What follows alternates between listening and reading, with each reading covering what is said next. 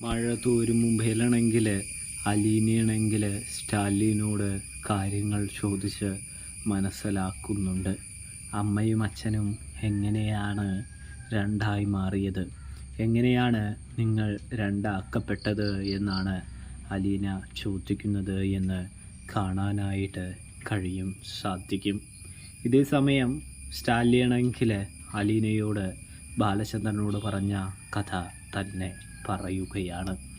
മോളെ, നീ നിൻ്റെ അമ്മയായ വൈശയുടെ വയറ്റിലുള്ളപ്പോൾ തന്നോട് കൊല്ലപ്പള്ളിക്കാർ ചെയ്ത ചതിയെക്കുറിച്ച് നമ്മുടെ അലീനയോട് സ്റ്റാലിൻ തുറന്നു പറയുകയാണ്.